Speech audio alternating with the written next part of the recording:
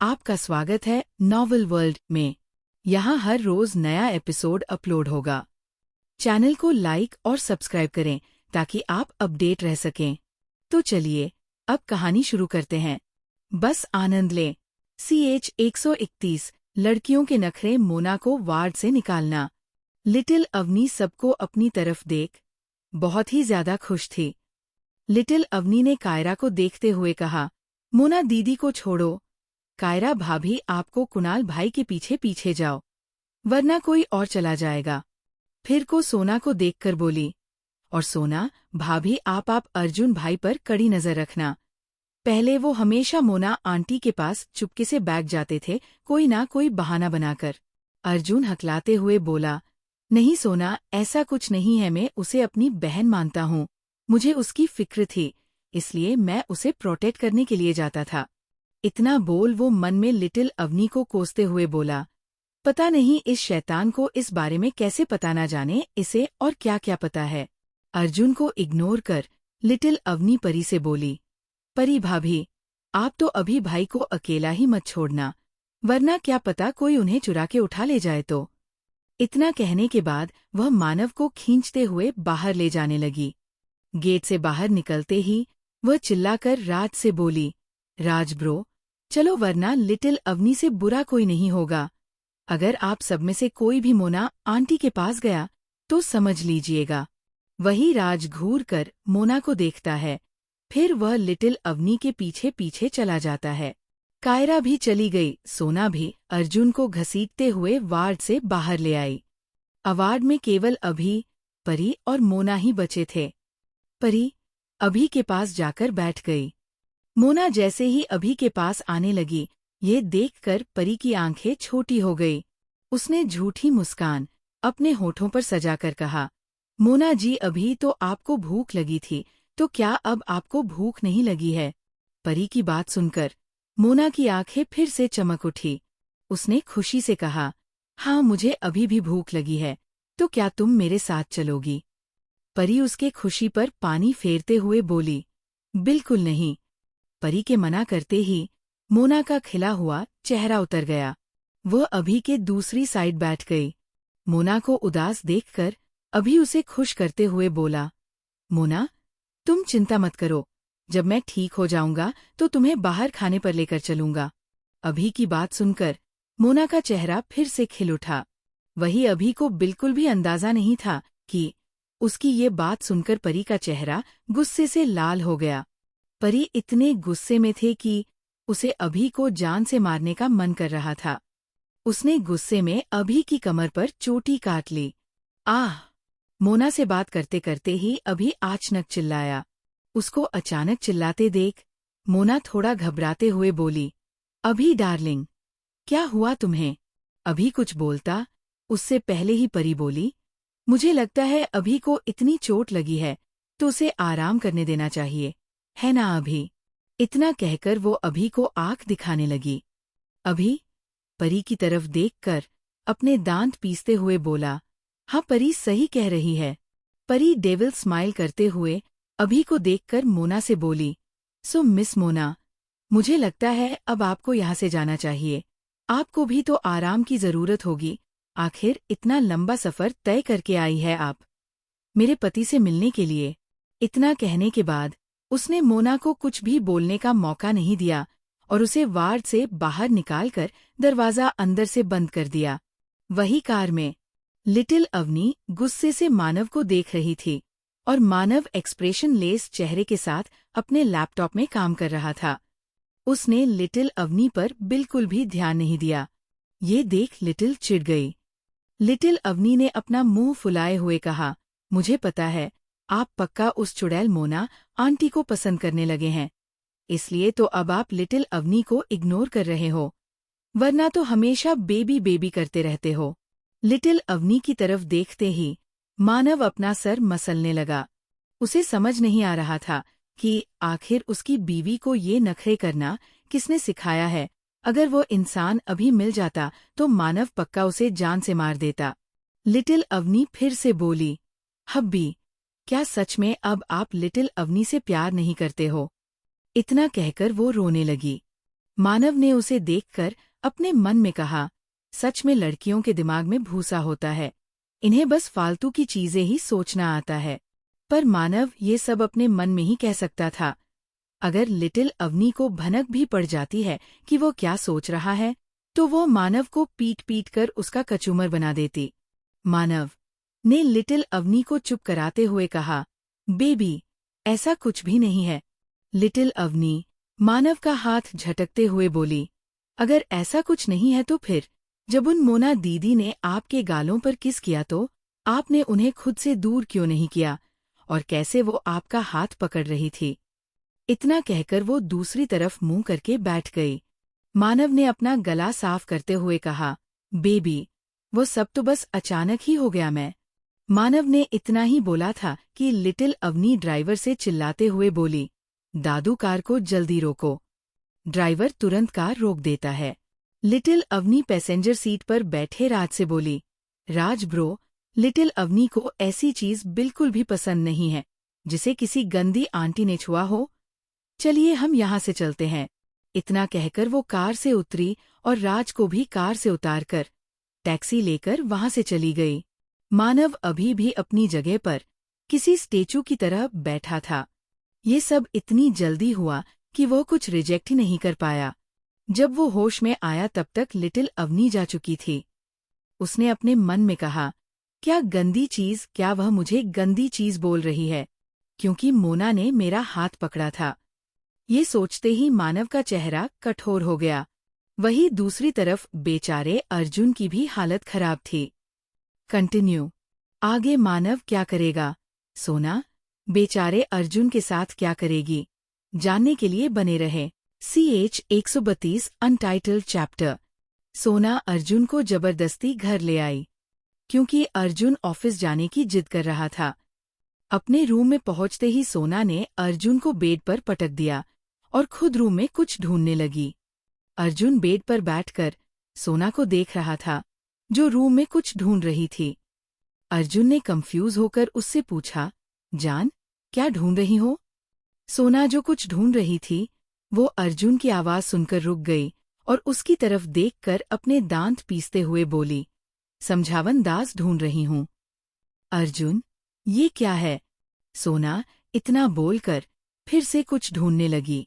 अचानक ही सोना के होठों पर मुस्कान आ गई। वो मुस्कुराते हुए अर्जुन के पास जाकर खड़ी हो गई। वही अर्जुन ने जब सोना को देखा तो उसकी आंखें बाहर ही आ गई। वह हकलाते हुए बोला, सो ना, नहीं, तुम ऐसा नहीं कर सकती हो, प्लीज। सोना ने उसकी कोई बात नहीं सुनी और अपने हाथ में पकड़े डंडे से उसकी धुलाई करने लगी। नहीं, नहीं, रुक जाओ, जान। चिल्लाते हुए अर्जुन पूरे रूम में भागने लगा और सोना उसके पीछे पीछे। आदि, जिसकी आज स्कूल में छुट्टी थी, वो रूम से बाहर निकलकर गार्डन में जा रहा था। तभी उसे अपने डैडी की चिल्लाने की आवाज सुनाई दी। आदि भागते हुए अर्जुन के रूम में घुस गया और अंदर का नजारा देखकर उसकी आंखें हैरानी से बड़ी हो गई। मगर अगले ही पल अपने डैडी को मार खाता देख वो जोर से हंसने लगा। किसी के हंसने की आवाज सुनकर सोना और अर्जुन दोनों ने दरवाजे की तरफ देखा। अर्जुन चिढ़ते हुए बोला, शर्म नहीं आती तुम्हें, अपने पिता को ऐसे मार खाते हुए देखकर? अर्जुन को चिल्लाते देख सोना उसे घूरने हुए बोली, खबरदार, अगर मेरे बेटे को कुछ बोला भी तो केवल हंस ही तो रहा है, कौन सा उसने तुम्हारी कीमती चीज चुरा ली है? आदि भी अपनी मासूम सी शक्ल बनाकर सोना से बोला, मम्मा, आदि ने कुछ नहीं किया, फिर भी डैडी आदि को डांट रहे हैं। सोना अर्जुन को गुस्से से देखने लगी तो अर्जुन ने बात को संभालते हुए कहा, मैंने कब उसे डांटा, मैं तो सिर्फ बोल रहा हूँ कि वो क्यों हंस रहा है। आदि अर्जुन के सवाल का जवाब देते हुए बोला, मैं इसलिए हंस रहा हूँ क्योंकि आप मम्मा से मार खा रहे हो। आपको पता है डैडी, आज तक मैं भी कभी मम्मा से मार नहीं खाया, लेकिन आप। इतना बोल वो फिर से हंसने लगा।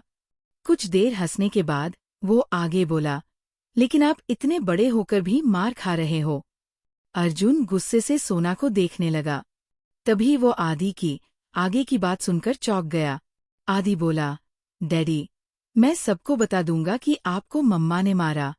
इतना कहकर वो रूम से भाग गया। अर्जुन भी आदि को रोकने के लिए उसके पीछे जाने लगा। तभी सोना चिल्लाते हुए बोली, अगर अगली बार उस करमजली, मनचली, बदसूरत, मेकअप की दुकान और आदिवासी लड़की के पास गए तो मुझसे बुरा कोई नहीं होगा। अर्जुन, जो दरवाजे के पास ही रुक गया, उसने पीछे मुड़कर सोने से पूछा, यह आदिवासी लड़की कौन है? सोना ने अपनी आंखें मटकाते हुए कहा, वही तुम्हारी मोना डार्लिंग, उससे ज्यादा बड़े कपड़े तो आदिवासी पहनते हैं। वही दूसरी तरफ लिटिल अवनी और राज ने मिलकर फ्लावर पॉट को बेच दिया, जो लिटिल अवनी घर से लेकर आई थी। लिटिल अवनी और राज खुशी खुशी शॉपिंग मॉल चले गए। शॉपिंग मॉल में लिटिल अवनी इधर उधर देखते हुए राज से बोली, राज ब्रो, लिटिल अवनी को समझ नहीं आ रहा है कि शॉपिंग कहाँ से शुरू की जाए। राज कुछ सोचते हुए बोला, क्यों ना हम सबसे पहले अभी के लिए शॉपिंग करें, शायद उसे हमारे गिफ्ट अच्छा लगे, फिर हम दोनों अपने लिए करेंगे, अगर पैसे बचे तो घर वालों के लिए भी कुछ लेंगे।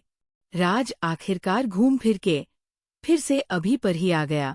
लिटिल अवनी राज का हाथ पकड़कर उसे घसीटते हुए बोली, हाँ हाँ, चलो जल्दी चलते हैं, वैसे भी हमारे बैग पकड़ने के लिए बॉडीगार्ड भैया तो है ही।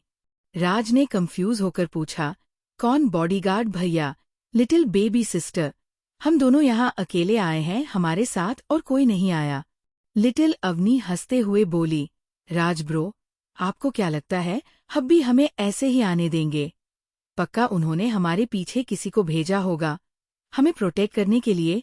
अब हम बॉडीगार्ड भैया को केवल अपने पीछे घुमा तो नहीं सकते, वरना शायद उन्हें बुरा लग जाएगा। इसलिए लिटिल अवनी ने सोचा है वो हमारे सारे बैग पकड़ेंगे। राज हैरानी से अपनी बहन को देख रहा था। उसने तो इस बारे में सोचा ही नहीं और ना ही उसे अंदाजा था कि कोई उनके पीछे भी आएगा। वहीं मानव अपने ऑफिस में बने रूम में जाकर नहा रहा था। अब तक वो 4 बार नहा चुका था।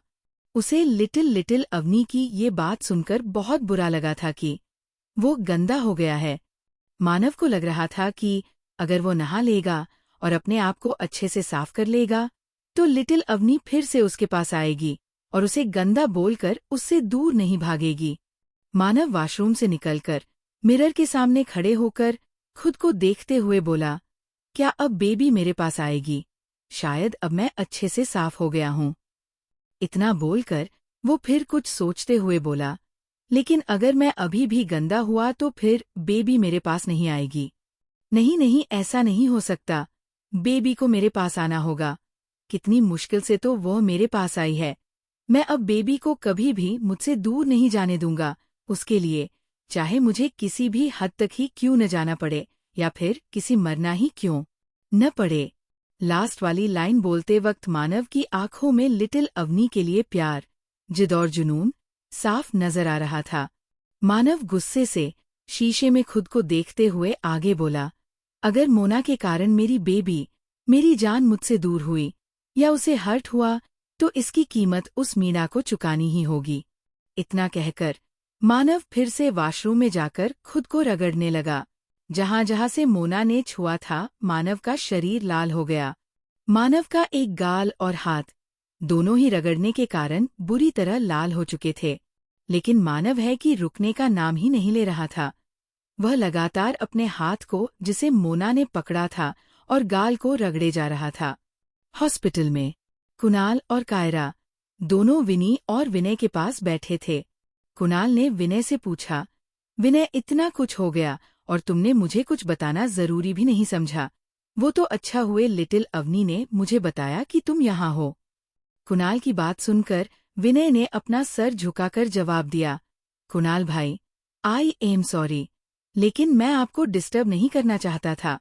विनय का जवाब सुनकर कुणाल ने उसके चेहरे पर एक पंच जड़ दिया और गुस्से से उसे देखते हुए बोला, ओह, तो तुम मुझे डिस्टर्ब नहीं करना चाहते थे?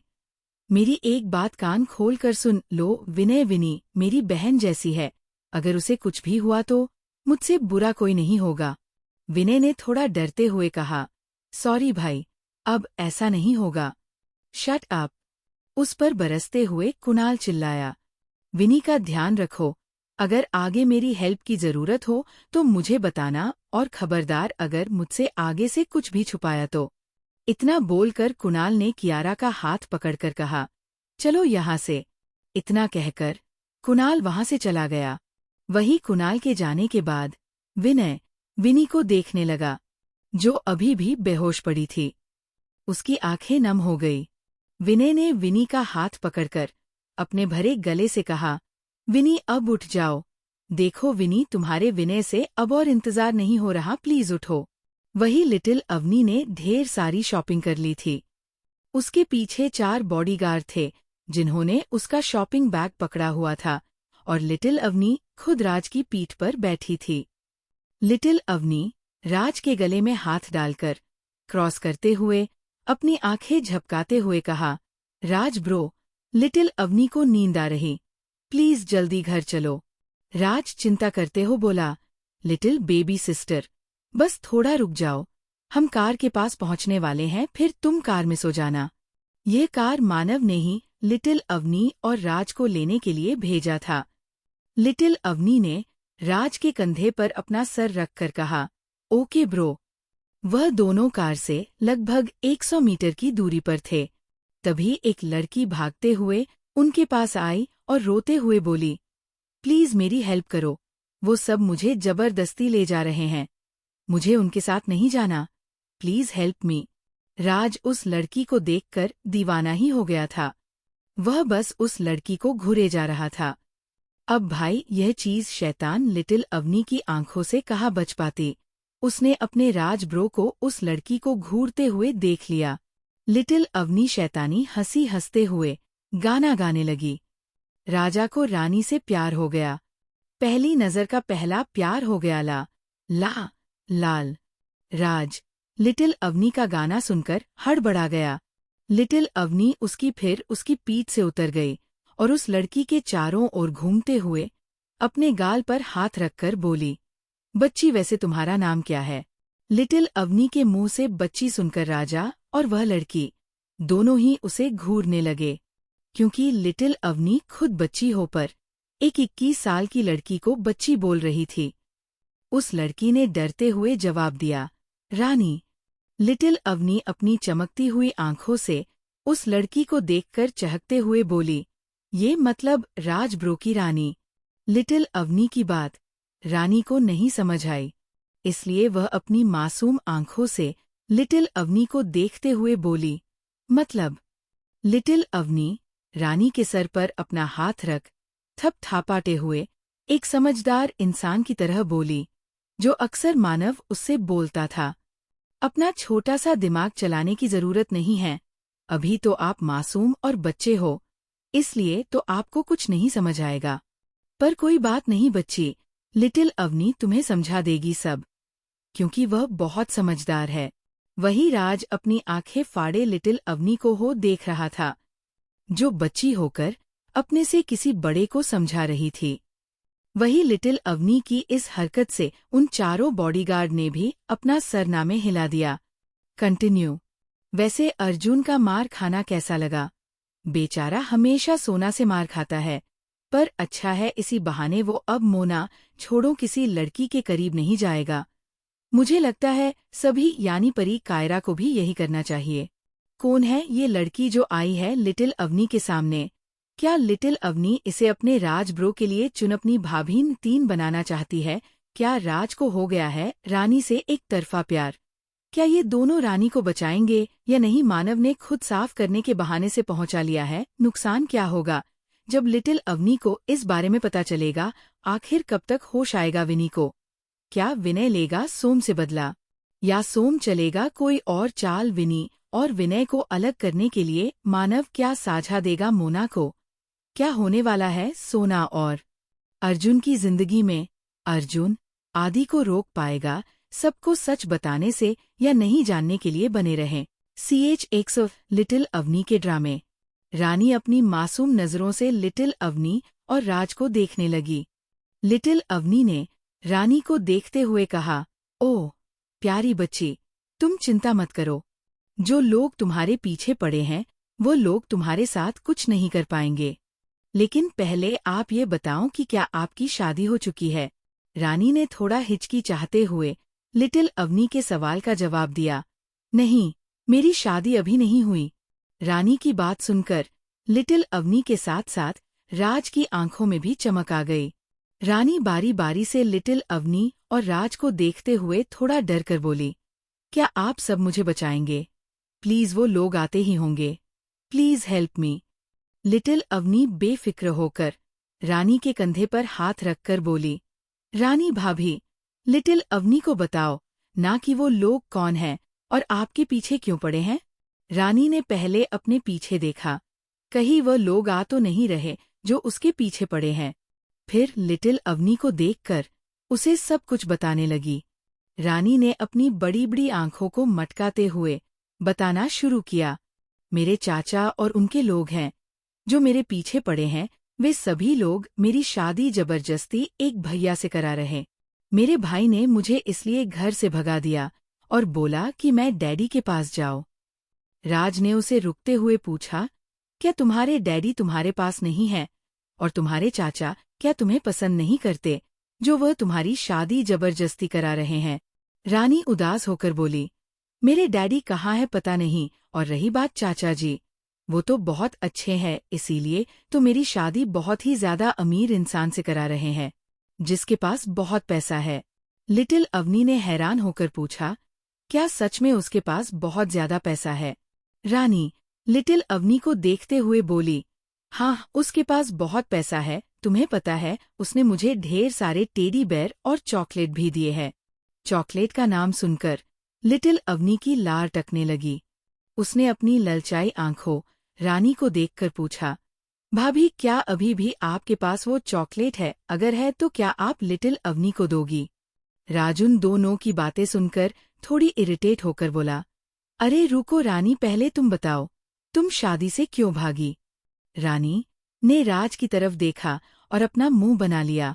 फिर थोड़ा गुस्से से बोली, क्योंकि मेरी शादी जिससे हो रही थी उसने मेरी चॉकलेट खा लिए और मेरा टेडी बियर को भी किसी और को दे दिया। सोचो जरा सोचो, अगर मेरी शादी उससे हो गई तो वो शादी के बाद मुझे कुछ खाने नहीं देगा और मेरे सभी टेडी बेयर को भी फेंक देगा। वही लिटिल अवनी भी रानी की बात सुनकर थोड़े गुस्से से बोली, कोई इतना बुरा कैसे हो सकता है? लिटिल अवनी पक्का उसकी शिकायत हब्बी से करेगी। वह तीनों बात कर ही रहे थे कि तभी कुछ लोग उनके पास आए और रानी को जबरदस्ती ले जाने लगे। नहीं, छोड़ मुझे, मुझे कहीं नहीं जाना। लिटिल अवनी बचाओ। रानी खुद को उन लोगों से छुड़वाते हुए चिल्लाई। लिटिल अवनी तुरंत रानी के आगे आ गई और गुस्से से बोली, लिटिल अवनी की भाभी कहीं नहीं जाएगी जब तक लिटिल अवनी अपनी भाभी से बात नहीं कर लेती हूँ। लिटिल अवनी के मुंह से भाभी सुनकर वो सभी चौंक गए। तभी उन सभी के बीच से एक बुजुर्ग आदमी लिटिल अवनी के सामने आते हुए बोला, छोटी बच्ची, तुम कौन हो और मेरी भतीजी को भाभी के बोल रही हो? वो आदमी लगभग 45 साल का लग रहा था। इस उम्र में भी वो 39 के लग रहे थे। ये एक रिटायर आर्मी ऑफिसर और रानी के चाचा जी है, भैरव जी। उस आदमी को ऊपर से नीचे तक देखने के बाद लिटिल अवनी तुरंत समझ गई, ये पक्का उसकी रानी भाभी के चाचा जी होंगे। लिटिल अवनी तुरंत एक प्यारी, क्यूट और मासूम बच्ची में बदल गई। उसने मासूम सा फेस बनाकर कहा, hello uncle, my name is little Avni. आपको पता है आप बहुत ही हैंडसम हो, बिल्कुल लिटिल अवनी के डैडी की तरह। अपनी तारीफ सुनकर वो आदमी यानी भैरव जी खुश होकर बोले, बच्ची तुम बहुत प्यारी हो, पर तुमने रानी को भाभी क्यों कहा बोलो? लिटिल अवनी भैरव जी की बात सुनकर कुछ सोचने लगी। फिर वो थोड़ा दुखी होकर बोली, अंकल आपको पता है लिटिल अवनी के डैडी खो गए। लिटिल अवनी को समझ नहीं आ रहा है कि वो क्या करे। लिटिल अवनी का अब नहीं, लिटिल अवनी अकेली हो गई है। इतना कहकर वो अचानक रोने लगी। उसकी एक्टिंग देखकर राज और रानी के साथ साथ वो चारों बॉडीगार्ड भी हैरान हो गए जिन्हें मानव ने भेजा था। रानी के चाचा जी यानी भैरव जी ने लिटिल अवनी को चुप कराते हुए कहा, बच्चे ऐसे रोते नहीं, शांत हो जाओ। लिटिल अवनी रोते हुए बोली, अंकल आपको देखकर लिटिल अवनी को उसके डैडी की याद आ रही है। प्लीज आप लिटिल अवनी को अपने साथ लेकर चलो ना। जब लिटिल अवनी के डैडी मिल जाएंगे तो पक्का लिटिल अवनी अपने डैडी के साथ चली जाएगी। फिर थोड़ा रुककर वो आगे बोली, अंकल क्या लिटिल अवनी आपको डैडी बोल सकती है? आप बिल्कुल उसके डैडी की तरह ही हो। भैरव का दिल पिघल गया और वो थोड़ा इमोशन होकर बोले, लिटिल अवनी बेटा, रोते नहीं हैं। अगर तुम मुझे डैडी बोलना चाहती हो तो ठीक है। वैसे भी मेरी कोई बेटी नहीं है। मैं आज बहुत खुश हूँ कि तुम मुझे मिली। लिटिल अवनी अपनी बड़ी बड़ी पलकों को झपकाते हुए बोली, तो क्या सच में आप लिटिल अवनी के डैडी बनोगे? अगर ऐसी बात है तो क्या आप अपनी बेटी की एक बात मानोगे? भैरव जी मुस्कुराते हुए बोले, हाँ जरूर। राज लिटिल अवनी को देखकर समझ गया, पक्का उसकी शरारती बहन कुछ करने वाली है। राज देखना चाहता था उसकी ये बिगड़ैल बहन आखिर करना क्या चाहती है। लिटिल अवनी अपने दांत दिखाते हुए बोली, डैडी, तो फिर आप लिटिल अवनी के राज ब्रो की शादी रानी भाभी से करा दो ना। लिटिल अवनी की बात सुनकर भैरव जी, उनके लोग, रानी, राज और बॉडीगार्ड चौक। भैरव जी थोड़ा हक लाते हुए बोले, क्या बेटा, लेकिन ऐसा नहीं हो सकता। भैरव जी की ना सुनकर लिटिल अवनी फिर से रोने लगी। उसने रोते हुए भैरव जी को गले लगा लिया और एक बिगड़ैल बच्चे की तरह जिद करने लगी, प्लीज डैडी डैडी आप बहुत अच्छे हो, लिटिल अवनी की बात मान जाओ प्लीज। लिटिल अवनी भाभी को बहुत पसंद करती है। वही लिटिल अवनी के मुंह से डैडी सुनकर भैरव जी अंदर ही अंदर खुश हो गए, लेकिन साथ ही वो पिघल भी चुके थे। उन्होंने लिटिल अवनी से कहा, बेटा वो तो ठीक है, लेकिन रानी की शादी तय हो चुकी है, उसका क्या करें? लिटिल अवनी अपनी आंखों में चमक लिए बोली, रानी भाभी की शादी तय हुई है, शादी हुई थोड़ी ना है, वो तो थोड़ी भी जा सकती है। भैरव जी चिंता करते हुए बोले, लेकिन ये सब आसान नहीं है। लिटिल अवनी ने उनकी कोई बात नहीं सुनी। उसने रानी का हाथ पकड़कर कहा, प्यारे डैडी, चिंता मत करो, आप चलो पहले घर चलते हैं, बाकी सब लिटिल अवनी और उसके ब्रो देख लेंगे। और वैसे भी लिटिल अवनी बहुत ज्यादा इंटेलिजेंट है। भैरव जी प्यार से बोले, मेरी प्यारी बेटी सबसे अच्छी है, सबका ध्यान रखती है। इतना कहकर वो लिटिल अवनी और रानी को लेकर अपनी कार में बैठ गए। लिटिल अवनी ने अपना सर कार से बाहर निकालकर राज को बुलाया, राज ब्रो जल्दी आओ। राज जी अभी भी अपनी जगह पर खड़ा था। वो लिटिल अवनी की आवाज सुनकर अपने होश में आया और भागते हुए कार बैठ गया। राज के ऊपर गुस्सा करते हुए भैरव जी बोले, नालायक कहीं का, हमारे पीछे पीछे नहीं आ सकते थे। देखो तो मेरी छोटी सी बच्ची को तुम्हें चिल्लाकर बुलाना पड़ा, अगर उसे गले में लग जाती तो। इतना बोल उन्होंने लिटिल अवनी से पूछा, बेटा आपको गले में दर्द तो नहीं हो रहा? अगर हो रहा है तो बताओ, हम हॉस्पिटल चलते हैं। लिटिल अवनी अपना चेहरा दाएं बाएं हिलाते हुए बोली, नहीं प्यारे डैडी, लिटिल अवनी ठीक है। वही दो लोग थे जो भैरव जी को घूर के देख रहे थे, एक राज और दूसरा भैरव जी का पिए जो ड्राइवर सीट पर बैठा था। उन दोनों ने अपने मन में सोचा, क्या किसी को बुलाने से उसके गले में दर्द भी होने लगता है? अगर होता भी है तो क्या उसे सच में हॉस्पिटल ले जाने की जरूरत है? वही कोई था जो आश्चर्य होकर लिटिल अवनी की इन हरकतों को देख रहा था। वह और कोई नहीं मानव था जिसने अपने बॉडीगार्ड को वीडियो कॉल किया था ताकि वो लिटिल अवनी को देख और उसके बारे में पता कर सके। उसने शुरू से ही लिटिल अवनी की हरकतों को देखा था। मानव ने फोन काटा और खुद से ही बोला, नहीं, मैं बेबी के बिना अकेले सिन्हमेशन में नहीं रहूंगा। बेबी कैसे मुझे अकेला छोड़कर जा सकती है? इतना बोलने के बाद वह गुस्से से अपनी चेयर से उठा और कोट लेकर बाहर निकल गया। कंटिन्यू। आगे क्या करेगी लिटिल अवनी? क्या वो रानी की शादी तोड़कर उसकी शादी राज से करा पाएगी? जानने के लिए बने रहें। CH 134 मानव का लिटिल अवनी के पास जाना ड्रामा। मानव ने जल्दी जल्दी अपने ऑफिस का सारा काम कर लिया। होटल पैराडाइज में उसकी एक बहुत ही इम्पोर्टेंट मीटिंग थी, जिसे खत्म करके मानव होटल से बाहर निकला और अपने कार में बैठ गया। इस वक्त मानव के चेहरे पर थकान की जगह चमक थी, क्योंकि वो अब अपनी लिटिल वाइफ से मिलने भैरव जी के घर जाने वाला था। आज रात लिटिल अवनी वहीं रहने वाली थी। मानव ने आरव को देखते हुए पूछा, आरव, मैंने तुमसे मिस्टर भैरव और उनकी फैमिली के बारे में इन्फॉर्मेशन निकालने को कहा था, क्या तुमने किया? मानव की ठंडी आवाज सुनकर आरव ने अपना थूक गटकते हुए जवाब दिया, यस बॉस, काम हो गया है, मैंने सारी इन्फॉर्मेशन निकलवा ली है।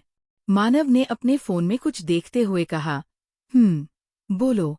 आरव ने अपना गला साफ किया और बोलना शुरू किया, बॉस, मिस्टर भैरव एक रिटायर आर्मी ऑफिसर है। इस वक्त वो अपने खानदानी बिजनेस संभाल रहे, उनके कोई बच्चे नहीं हैं, इसलिए वो अपने बड़े भाई की बेटी रानी और उसके भाई को ही अपना बच्चा मानते हैं और उनसे बहुत प्यार भी करते हैं। उन्होंने रानी की शादी ध्रुव से तय की, जो कि एक बिजनेसमैन है। वह भी इस वक्त भैरव जी के घर पर ही रह रहा, पर वो बहुत ही मिस्टीरियस है। उसके बारे में ज्यादा किसी को कुछ नहीं पता। इतना कहने के बाद आरव चुप हो गया और मानव के बोलने का इंतजार करने लगा।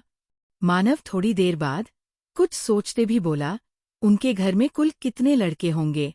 मानव का सवाल सुनकर आरव हैरान हो गया। उसे समझ नहीं आ रहा था कि उसके बॉस को क्यों जानना है कि उस घर में कितने लड़के हैं। आरव ने मानव को देखते हुए जवाब दिया, वो बॉस, टोटल 3 लड़के हैं, रानी का बड़ा भाई देव, मिस्टर ध्रुव और उनके पिए। जैसे ही आरव ने कहना बंद किया, मानव ने गुस्से से उसे देखते हुए कहा, ऐसा है। देखते ही देखते कार के अंदर का तापमान बढ़ने लगा और आरव ने मानव को देखा, जो इस वक्त बहुत ही डरावना लग रहा था। मानव ने अपने दांत पीसते हुए आरव से कहा, क्या तुम मरना चाहते हो? इस बारे में तुम मुझे पहले नहीं बता सकते थे कि वहां पर 3 लड़के रहते हैं। आरव मानव की बात सुनकर डर गया। वो हकलाते हुए बोला, बॉस, वह मैं। मानव चिल्लाते हुए बोला, जस्ट शट अप, जल्दी चलो वहां। आरव ने बिना देर किए कार स्टार्ट कर दी। उसने अपने मन में कहा, क्या बॉस को जलन हो रही है? क्योंकि उस घर में इस वक्त लिटिल यंग मैडम के साथ 3 लड़के भी मौजूद है। वहीं दूसरी तरफ लिटिल अवनी भैरव जी के घर में पहुंचते ही उस घर को अपना बना लिया। उसने घर में घुसते ही भैरव जी की पत्नी को भी अपने तरफ कर लिया। लिटिल अवनी सीढ़ियों से उतरी और अंगड़ाई लेते हुए इधर उधर देखते हुए बोली, डैडी, मम्मी, आप कहाँ हो? रानी, जो किचन से बाहर निकल रही थी, उसने आइसक्रीम खाते हुए लिटिल अवनी से कहा, लिटिल अवनी, चाचा और चाची जी तो बाहर गए हैं, उन्हें अभी आने में समय लगेगा। लिटिल अवनी अपनी आंखें बड़ी करते हुए बोली, ओह अच्छा, ऐसा है, फिर तो मजा आएगा। रानी को उसकी बात समझ नहीं आई। वह दोनों ही सोफे पर जाकर बैठ गई। तभी एक 25 साल का लड़का घर के अंदर आया, जिसने 3 पीस बिजनेस सूट पहना था। वो दिखने में बहुत ही ज्यादा हैंडसम है। उस लड़के को देखकर लिटिल अवनी ने उसे आर्डर देते हुए कहा, अंकल, अपन लोगों को भूख लगी है, जाओ और कुछ बनाकर लाओ। वह लड़का जो अभी अंदर आया था, वो लिटिल अवनी के इस तरह बोलने से अपनी जगह रुक गया और फिर लिटिल अवनी को घूरने लगा। वो लड़का कोई और नहीं, रानी का होने वाला हस्बैंड है। उसको देख रानी घबरा गई, क्योंकि उसे पता था ध्रुव कितने गुस्से वाला इंसान है। ध्रुव ने अपनी कोल्ड वॉइस में लिटिल अवनी से कहा, क्या तुम्हें मैं नौकर दिखता हूँ? अपने काम से काम रखो। उसकी कोल्ड वॉइस सुनकर लिटिल अवनी का मुंह बन गया। उसने अपना मुंह बनाकर कहा, क्या खाना सिर्फ नौकर बनाते हैं? लिटिल अवनी के हब्बी, भाई और डैडी सभी लोग लिटिल अवनी के लिए खाना बनाते हैं। ध्रुव थोड़ा गुस्से से बोला, तो जाकर उन्हीं से बोलो, तुम्हें बनाकर खिला देंगे। मेरा टाइम वेस्ट मत करो। क्या तुम पिद्दी सी लड़की मुझे नीचा दिखाने की कोशिश कर रही हो? वही बार बार अपने लिए पिद्दी शब्द सुनकर लिटिल अवनी अपने असली मोड में आ गई। उसने अपने कमर पर हाथ रखकर अपनी आंखें छोटी कर ध्रुव से कहा, आप लिटिल अवनी को खाना बनाकर दोगे या नहीं? वही ध्रुव को अब लिटिल अवनी बहुत ही इंटरेस्टिंग लग रही थी।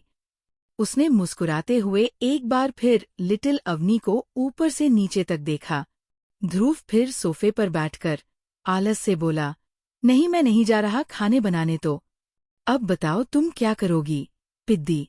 लिटिल अवनी ने गुस्से से अपना मुंह फुला लिया और वार्निंग देते हुए ध्रुव से बोली, आखिरी बार लिटिल अवनी आपको मौका दे रही है, क्योंकि इसके बाद तो लिटिल अवनी कभी भी अपने हब्बी को भी मौका नहीं देती। आप खाना बनाओगे या नहीं? ध्रुव हंसते हुए बोला, वो किसी को गुस्सा आ गया। वैसे तुम्हारा हब्बी कौन है? तुम तो खुद अभी बच्ची हो। क्या तुम अपने गुड्डे को हब्बी कह रही हो? पिद्दी। वही ध्रुव के मुंह से बार बार पिद्दी पिद्दी सुनकर लिटिल अवनी का गुस्सा 7वें आसमान पर चढ़ गया। पर अचानक ही पता नहीं उसे क्या हुआ, वह एक क्यूट और प्यारी सी लिटिल अवनी में बदल गई। अचानक उसका गुस्सा छूमंतर हो गया और उसने अपना सर झुका लिया। इस वक्त जो कोई भी उसे देखता, उसे यही लगता कि उसे बहुत ही ज्यादा सताया गया है। वही अचानक लिटिल अवनी के इस रिएक्शन को देखकर ध्रुव और रानी दोनों ही हैरान हो गए। किसी ने भी ध्यान नहीं दिया कि दरवाजे के पास भैरव जी और उनकी पत्नी खड़ी है।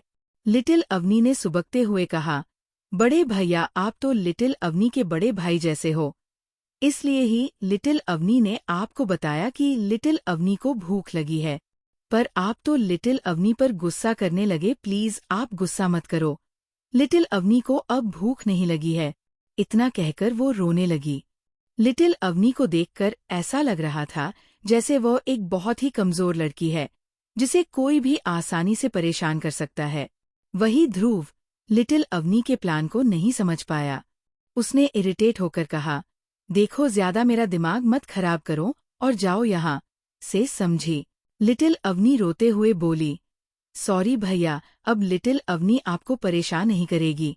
एक बार लिटिल अवनी के डैडी मिल जाए फिर लिटिल अवनी यहाँ से चली जाएगी, पक्का?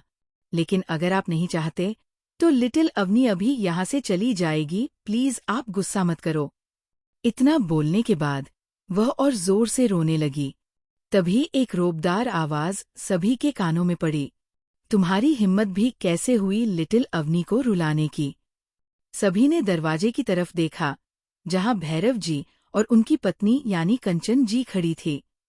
भैरव जी की आंखें गुस्से से लाल थी।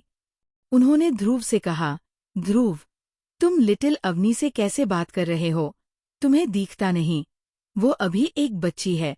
क्या पता तुम कल को रानी के साथ भी ऐसा ही बिहेव करोगे। कहीं हमने कोई गलती तो नहीं कर दी तुम्हारी शादी उसके साथ तय करके? उन्होंने अभी इतना ही कहा था कि लिटिल अवनी रोते हुए उनके गले लग गई। डैडी डैडी, लगता है बड़े भैया को मेरा ये आना अच्छा नहीं लगा, प्लीज आप लिटिल अवनी के डैडी को बुला दो, लिटिल अवनी यहाँ से चली जाएगी। इतना बोल वो फिर से रोने लगी। भैरव जी गुस्से से ध्रुव को देखते हुए लिटिल अवनी को चुप कराने लगे। लिटिल अवनी बेटा, चुप हो जाओ, आपको यहाँ पर कोई भी जाने को नहीं कह रहा है, आप जब तक चाहो यहाँ रुक सकती हो। लिटिल अवनी ने अपना सर उठा के खुशी से कहा, सच्ची डैडी डैडी, आपको पता है लिटिल अवनी ने जब ध्रुव भैया से कहा कि उसे भूख लगी है तो उन्होंने कहा कि लिटिल अवनी को खाने के लिए पैसे देने होंगे। क्या सच में लिटिल अवनी को पैसा देना होगा? क्या रानी दीदी को भी शादी के बाद ध्रुव भाई को खाने के लिए पैसे देने होंगे? वो कितने बुरे हैं। भैरव जी को इस वक्त ध्रुव पर बहुत ही गुस्सा आ रहा था। वही कंचन जी ध्रुव के सामने आकर उसे गुस्से से बोली, ध्रुव, तुमने ऐसा कहा, पता नहीं मेरी रानी तुम्हारे साथ रहकर खुश भी रहेगी या नहीं। तभी लिटिल अवनी बीच का तपाक से बोली, तभी लिटिल अवनी कह रही है, रानी दीदी की शादी लिटिल अवनी के राज ब्रो से कर दो। उसकी बात सुनकर ध्रुव गुस्से से उसे देखने लगा। ये देख लिटिल अवनी फिर से भैरव जी के पीछे छुप गई। उसने भैरव जी से कहा, डैडी देखो ना, ध्रुव भाई लिटिल अवनी को कैसे घूर रहे हैं। लिटिल अवनी को बहुत डर लग रहा है, कहीं उन्होंने लिटिल अवनी को अकेला पाकर उसे मारा तो। भैरव जी लिटिल अवनी को अपने सामने करते हुए बोले, ऐसा कुछ भी नहीं होगा, तुम चिंता मत करो, कोई तुम्हें नुकसान नहीं पहुंचाएगा। ये बोल वो ध्रुव को आर्डर देते हुए बोले, ध्रुव दिखता नहीं, लिटिल अवनी को भूख लगी है, जाओ और उसके लिए कुछ बना कर लाओ, और कोई भी खाना बनाने में तुम्हारी मदद नहीं करेगा। फिर उन्होंने लिटिल अवनी से पूछा, बेटा आपको क्या खाना है, बताओ। लिटिल अवनी ने खुशी खुशी कहा, French fry, pizza, burger, noodles, cupcake, chocolate milk shake, paneer, chole bhature, rajma, ice cream. उसने ने कई सारे नाम गिना दिए। ध्रुव उसे घूरते हुए बोला, तुम्हें यकीन है तुम इतना सारा खा लोगी? तुम्हें देखकर तो ऐसा नहीं लगता है। लिटिल अवनी ने अपना मुंह बनाकर कहा, ये तो बस थोड़ा सा ही है, आप सच सच क्यों नहीं बताते आपको खाना बनाने का मन नहीं कर रहा? ऐसे बहाने क्यों बना रहे हो? भैरव जी ने घूर के ध्रुव को देखा तो ध्रुव लिटिल अवनी को गुस्से से घूरते हुए किचन में चला गया। ये देख लिटिल अवनी उसे देखते हुए अपनी जीभ निकालकर चढ़ाने लगी। ये देख ध्रुव और चिढ़ गया। तभी बाहर से एक बॉडीगार्ड अंदर आकर भैरव जी से बोला, सर, बाहर कोई आया है जो मिस लिटिल अवनी से मिलना चाहता है। भैरव जी ने हैरान होकर पूछा, कौन है? बॉडीगार्ड ने अपना सिर झुकाते हुए जवाब दिया, सर, वो कोई मानव से हैं। मानव का नाम सुनकर लिटिल अवनी आंखें चमकने लगी। उसने चहकते हुए कहा, क्या सच में हब्बी आए हैं? हुरे। कंचन जी ने हैरान होकर पूछा, बेटा ये हब्बी कौन है? तुम तो अभी छोटी हो, क्या तुम्हें शादी भी हो गई? वही दूसरी तरफ मोना से नीता जी, सोना, कायरा और परी भी परेशान हो चुकी थी। उन चारों ने मिलकर प्लान बनाया कि वह मोना को अच्छा सबक सिखाएगी। नीता जी ने अपने दांत पीसते हुए कहा, वो घमंडी लड़की पता नहीं यहाँ क्या करने आई है। जब भी आती है मेरे बेटों को अपने आगे पीछे घुमाती है, नौकरों की तरह। सोना ने अपने हाथ को रगड़ते हुए हैं, वो अर्जुन भी कम नहीं है, आपने दुम हिलाता हुए उस मोना डार्लिंग के पीछे पीछे चल देता है, लगता है उस दिन की मार वो भूल चुका है। कायरा परेशान होकर बेड पर बैठ गई। उसने अपने सर को पकड़ते हुए कहा, वो कुणाल कम थोड़ी ना है, कोई उसकी थोड़ी सी तारीफ क्या कर दे, वो उसके आगे पीछे घूमने लगता है। पता नहीं उस चुड़ैल में कौन से हीरे मोती जड़े हुए हैं जो इस घर के सारे लड़के, सारे मर्द उसके आगे पीछे घुमा करते हैं, नौकर बनके, जैसे वो की महारानी हो। परी ने कायरा से कहा, कायरा तुम गलत हो, सारे मर्द नहीं। मानव भैया को देखो, वो लिटिल अवनी के अलावा किसी को देखते तक नहीं, वो कितने अच्छे हैं। नीता जी बड़े ही गर्व से बोली, आखिर दामाद किसका है? मेरा मानव सबसे अच्छा है। तभी दरवाज़ा खुलने की आवाज़ सुनकर सभी ने दरवाजे की तरफ देखा। दरवाजे पर खड़े इंसान को देखकर वो चारों गुस्से से उबलने लगी। कंटिन्यू। आगे क्या होगा जानने के लिए बने रहे। CH 135 मानव को देख भैरव जी हुए शॉक। दरवाज के पास मोना खड़ी थी, जिसे देखकर नीता जी, सोना, कायरा और परी का मुंह बन गया। सोना ने अपना मुंह बनाकर मोना से पूछा, तुम यहाँ क्या कर रही हो? कहीं तुम अपने रूम का रास्ता तो नहीं भूल गई? मोना को सोना का बिहेव थोड़ा अजीब लगा। उसने देखा चारों औरतें उसे अजीब तरह से घूर रही है, जैसे वो उनकी दुश्मन हो।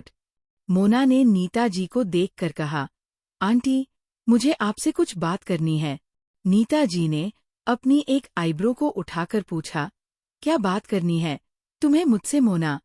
मोना ने बड़ी सी स्माइल करके कहा, आंटी, क्यों ना हम कहीं पिकनिक पर चले, अभी की तबीयत ठीक नहीं है, उसे भी अच्छा लगेगा और बाकी सबको भी अच्छा लगेगा। कायर ने अपनी आंखें छोटी करके कहा, सही कहा तुमने, सिर्फ अभी ही नहीं, मुझे तो लगता है अर्जुन भाई और कुणाल को भी अच्छा लगेगा, और उससे ज्यादा अच्छा तो तुम्हें लगेगा। इतना कहने के बाद कायरा ने अपने दांत भींच लिए। मोना कायरा के ताने को नहीं समझ सकी। उसने खुश होकर कहा, ठीक है, ये पक्का कई कि हम सब जा रहे हैं। मैं कुणाल, अभी, मानव और नीरज अंकल को बताकर आती हूँ। इतना बोल मोना वहां से चली गई।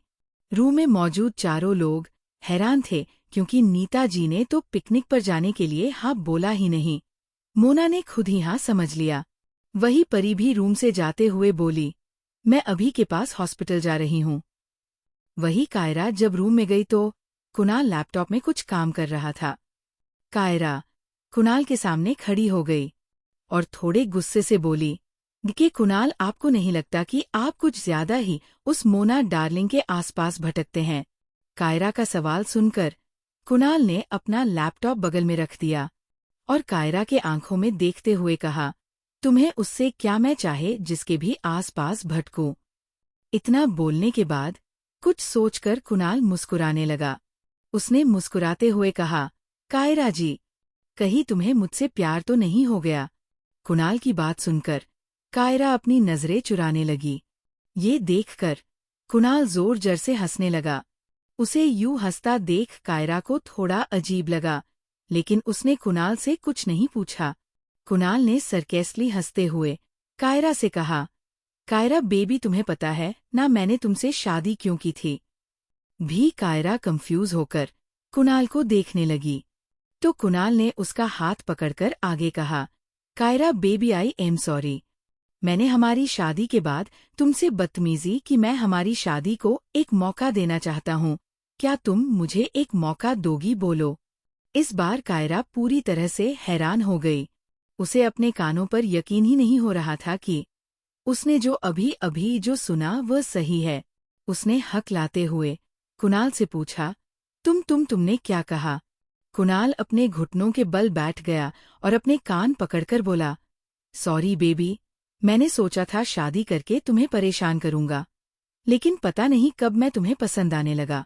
शायद बचपन से ही, मगर अपने गुस्से और जलन के कारण मैंने हमेशा अपनी फीलिंग को इग्नोर किया। लेकिन जब मैंने तुम्हें उस फेक ब्लैक टाइगर के करीब देखा तो मैं गुस्से से पागल ही हो गया था। तब मुझे पता चला कि मैं तुम्हें कितना पसंद करता हूँ। कायरा अभी भी किसी स्टैचू की तरह अपनी जगह पर खड़ी थी। उसका दिमाग पूरी तरह से ब्लैक हो चुका था।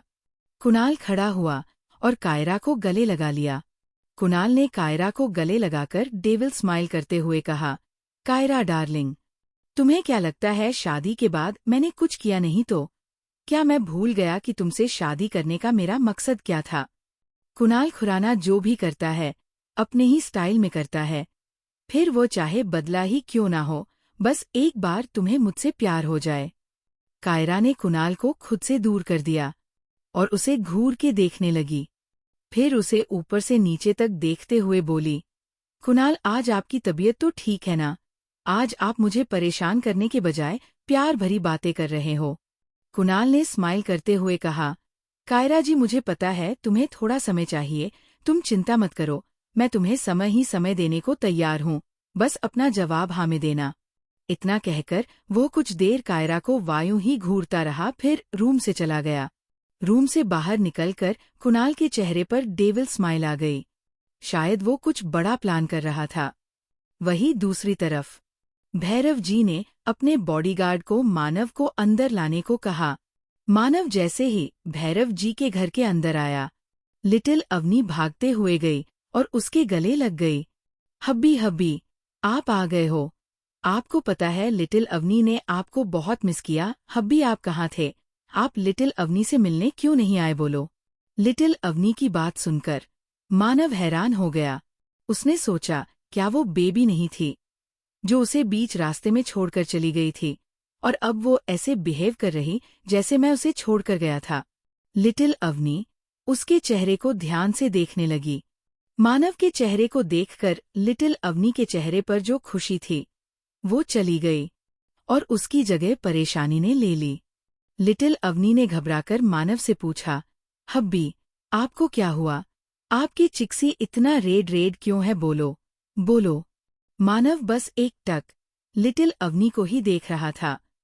फिर आगे बढ़कर उसने लिटिल अवनी को गले लगा लिया और धीरे से कहा, बेबी, क्या आपने नहीं कहा था कि मोना के छूने से मैं गंदा हो गया हूँ?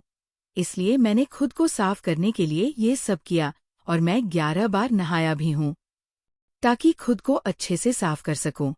लिटिल अवनी शौक होकर मानव को देखने लगी तो मानव उसका हाथ पकड़कर आगे बोला, बेबी, अब तो आप मुझसे दूर नहीं भागेगी ना? बोलो। देखो, मैंने अपने हाथों और गालों को अच्छे से क्लीन किया है। जैसे ही मानव ने कहना बंद किया, लिटिल अवनी ने तुरंत मानव का हाथ चेक किया, जिसे मोना ने छुआ था। लिटिल अवनी ये देखकर चौंक गई कि मानव का हाथ रगड़ने के कारण लाल और नीला पड़ चुका था और सूज भी गया था। लेकिन मानव को तो जैसे इन सब से कोई फर्क ही नहीं पड़ रहा था। उसने अपना हाथ छुड़ाया और लिटिल अवनी से पूछा, बेबी, अब आप मुझसे दूर तो नहीं भागोगे ना? बोलो। मानव को थोड़ा डर भी लग रहा था, कहीं लिटिल अवनी फिर से उसे गंदा बोलकर उससे दूर ना हो जाए। लिटिल अवनी अभी तो चुप थी, क्योंकि उसे समझ नहीं आ रहा था कि वह क्या बोले। उसकी चुप्पी को मानव के गलत समझ लिया। उसे लगा लिटिल अवनी अभी भी उससे नाराज है। मानव के अंदर एक उदासी ने जगह ले ली। उसने थोड़ा उदास होकर कहा, ठीक है, मैं समझ गया। इतना बोलकर वो जाने लगा तो लिटिल अवनी ने तुरंत उसका हाथ पकड़ लिया और कंफ्यूज होकर पूछा, हब्बी, आप क्या समझ गए हो? मानव अपनी जगह पर रुका, फिर कुछ देर सोचते हुए बोला, यही कि शायद मुझे खुद को और साफ करने की जरूरत है। लिटिल अवनी मानव की बात सुनकर रोने लगी। हब्बी हब्बी आ। उसने मानव को गले लगा। वो रोते हुए बोली, सॉरी हब्बी, ये सब लिटिल अवनी के कारण हुआ है। आपका हाथ कितने रेड हो गया, आपको कितना दर्द हो रहा होगा। वही भैरव जी और कंचन जी मानव को घूर कर देख रहे थे, क्योंकि जब से मानव आया था उसने अकेले ही लिटिल अवनी का सारा अटेंशन खुद ही ले लिया था। भैरव जी को इस वक्त बहुत ही जलन हो रही थी। वह गुस्से से मानव को देखते हुए बोले, तुम कौन हो और मेरी लिटिल अवनी के इतने करीब क्यों खड़े हो? तुम्हारी हिम्मत भी कैसे हुई उसे गले लगाने की? मानव, जो अभी तक शांत था, वो भैरव जी के मुंह से मेरी लिटिल अवनी सुनकर भड़क गया। मानव की आंखें छोटी हो गई। उसने गुस्से से भैरव जी से कहा, मेरी बेबी सिर्फ मेरी है, यानी मानव सिंह की, समझे आप? मानव का नाम सुनकर भैरव जी शॉक हो गए, जैसे उन्होंने पहले भी ये नाम कहीं सुना है। अचानक उन्हें कुछ याद आया। वो हैरान होकर मानव को देखते हुए बोले, क्या ये वही है? पर वो तो मर चुका है। CH 136 बेशर्म मानव। मानव घूर के भैरव जी को देख रहा था, मगर अभी भी उसे चेहरे पर कोई भी एक्सप्रेशन नहीं था। उसने भैरव जी और कंचन जी को इग्नोर किया और लिटिल अवनी के होठों पर एक बेबी किस करके बोला, बेबी, आप इतने कमजोर क्यों लग रहे हो? आप तो मुझे पहले से भी ज्यादा हल्के लग रहे हो। क्या इन लोगों ने आपको खाना नहीं दिया? मानव की बात सुनकर भैरव जी, कंचन जी और रानी हैरान हो गए। वही राज उसके लिए ये सब कोई नई बात नहीं थी। भैरव जी ने थोड़ा तेज आवाज में मानव से कहा, मानव सिन्हा, भला कौन इंसान कुछ ही घंटों में हल्का हो सकता है? लिटिल अवनी जैसे पहले भारी थी, वैसे ही अभी भी उतनी ही भारी है। मानव ने अपने दांत पीसते हुए कहा, आपकी हिम्मत भी कैसे हुई? मेरी बेबी को भारी कहने की? आपको दिख नहीं रहा वह कितनी कमजोर हो गई है? मुझे नहीं लगता आप सब ने उसे कुछ खाने को भी दिया है। मानव की बात सुनकर कंचन जी बोली, बेटा, वो लिटिल अवनी के लिए ध्रुव खाना बना रहा है, वह बस आता ही होगा। मानस ने किसी पर ध्यान नहीं दिया। उसने लिटिल अवनी को गोद में उठाया और सोफे पर पहले खुद बैठा, फिर लिटिल अवनी को अपनी गोद में बैठा लिया। लिटिल अवनी का चेहरा मानव की बात सुनकर मुरझा गया। वो फुल एक्टिंग कर रही थी ताकि मानव को लगे कि वह सच में बहुत ही ज्यादा कमजोर हो गई है। वह चुपचाप मानव की गोद में बैठी थी, जैसे उसके अंदर जान ही ना बची हो। मानव को भैरव जी और उनके परिवार वालों पर बहुत गुस्सा आ रहा था, क्योंकि उन सब ने उसकी लिटिल वाइफ का ध्यान अच्छे से नहीं रखा। उसने अपनी कठोर आवाज में राज पर चिल्लाते हुए कहा, राज, क्या तुम अपनी लिटिल बेबी सिस्टर का ध्यान नहीं रख सकते? तुम्हें पता है ना कि उसे थोड़ी थोड़ी देर पर कुछ खाने को चाहिए होता है, वरना उसकी तबीयत भी खराब हो सकती है। क्या तुम भूल गए? राज डरते हुए बोला, जीजू, वो लिटिल बेबी सिस्टर ने कहा था कि वो आपके हाथ सही खाना खाएगी। मैंने कहा था मैं आपको कॉल कर दूं, पर उसने मना कर दिया कि आप खुद आओगे। और मानव उसे बीच में ही रोकते हुए बोला, और तुमने उसकी बात मान ली, है ना? राज चुप हो गया, क्योंकि उसे पता था उसने गलती की है। मानव राज को गुस्से से देख रहा था। तभी उसे अपने हाथों में कुछ गीला गीला महसूस हुआ। उसने अपना सर नीचे करके देखा तो घबरा गया, क्योंकि लिटिल अवनी रो रही थी। मानव ने घबराते लिटिल अवनी से पूछा, बेबी, क्या हुआ? आप रो क्यों रही हो? क्या कुछ हुआ है? बोलो। लिटिल अवनी रोते हुए बोली, हब्बी, भूख लगी है। मानव ने उसके सर पर हाथ रखकर कहा, डोंट वरी बेबी, अभी हब्बी आपके लिए खाना लेकर आते हैं। इतना कहकर मानव ने अपना कोट उतारकर सोफे दिया और खुद किचन के अंदर चला गया। लिटिल अवनी भी सोफे से उठी और मानव के पीछे पीछे चली गई। जैसे ही लिटिल अवनी किचन के दरवाजे के पास पहुंची तो उसे अपना सर भारी महसूस होने लगा। उसे सब धुंधला नजर आने लगा। वो अपनी पलकें जल्दी जल्दी झपकाने लगी। मानव ने उसे जो ब्रेकफास्ट कराया था, उसके बाद से ही उसने पूरे दिन कुछ भी नहीं खाया। लिटिल अवनी गिरती उससे पहले ही 2 मजबूत हाथों ने उसे पकड़ लिया। मानव ने अपने गुस्से को शांत किया और लिटिल अवनी को गोद में उठाकर किचन के अंदर आ गया। ध्रुव ने अब तक सब कुछ बना लिया था। उसने किचन के अंदर लिटिल अवनी को किसी अनजान इंसान के गोद में देखकर मानव से पूछा, तुम कौन हो और यहाँ क्या कर रहे हो? ध्रुव मानव को नहीं पहचान पाया, क्योंकि बिजनेस के सिलसिले में जब भी वह दोनों मिलते थे तो मानव हमेशा अपना फेस कवर करके रखता था। मानव ने ध्रुव के सवालों को इग्नोर किया और लिटिल अवनी को स्लैब पर बैठाकर उसके लिए कुछ खाने को निकालने लगा। मानव ने जब खाने को देखा तो उसने चिढ़ते हुए ध्रुव से कहा, क्या तुम कुछ हेल्थी खाना नहीं बना सकते, मिस्टर ध्रुव? मानव के मुंह से अपना नाम सुनकर ध्रुव हैरान हो गया। उसके हाथ चॉकलेट मिल्क शेक बनाते बनाते अपनी जगह रुक गए। मानव को देख उसने हैरान होकर पूछा, तुम्हें मेरा नाम कैसे पता? बोलो। मानव ने कोई जवाब नहीं दिया। उसने ध्रुव के हाथों से चॉकलेट मिल्क शेक लिया और लिटिल अवनी को पिलाते हुए बोला, baby drink it. Little Avni ने अपना सर मानव के सीने पर रख दिया और मिल्क शेक पीने लगी। मानव अपने एक हाथ से उसके सर को सहलाने लगा। ध्रुव से देखते हुए मानव से बोला, हैं, तुम इसका ध्यान ऐसे क्यों रख रहे हो, जैसे ये कोई 5 साल की बच्ची हो जो अपने हाथ से मिल्क शेक तक भी नहीं पी सकती। मानव ने गुस्से से जवाब दिया, सही कहा तुमने, ये मेरा प्यारा सा बच्चा ही है और तुम अब जल्दी से टेस्टी टेस्टी खाना निकालो मेरी बेबी के लिए। मानव के मुंह से बेबी सुनकर ध्रुव एक बार फिर से हैरान हो गया। अपनी हैरानी छुपाकर उसने लिटिल अवनी के लिए खाना निकाला और मानव को देते हुए बोला, ये लो और अपनी बहन को खिला दो। मानव ने अपने डरावनी नज़र से उसको देखा जैसे ध्रुव ने कोई बहुत बड़ा पाप कर दिया हो। तभी लिटिल अवनी की धीमी आवाज मानव और ध्रुव सुनाई दी, हब्बी खाना दो ना। मानव ने जल्दी से प्लेट ली और लिटिल अवनी को खिलाने लगा। धीरे धीरे लिटिल अवनी ने लगभग 3 से 4 लोगों का खाना अकेले ही खत्म कर दिया। ध्रुव अपनी आंखें फाड़कर लिटिल अवनी को ही देख रहा था, जैसे उसने किसी 8वें अजूबे को देख लिया हो। थोड़ी देर बाद, हब्बी जल्दी चलो, हब्बी जल्दी चलो। लिटिल अवनी मानव के पीठ पर बैठी उसे आर्डर दे रही थी और वही मानव उसे अच्छे से पकड़कर किचन से बाहर आ रहा था, क्योंकि लिटिल अवनी बार बार हिल-डुल रही थी। राज ने अपने बालों को सहलाते हुए सभी से कहा, ऐसे आंखें फाड़कर उन दोनों को मत देखिए, ये उनका रोज का है। वैसे अब मुझे लगता है कि मेरी लिटिल बेबी सिस्टर की एनर्जी वापस आ गई है। उसने अपनी बैटरी फुल चार्ज कर ली। अब पक्का वो शैतानियां करके जीजू को खूब परेशान करेगी और साथ में हमें भी।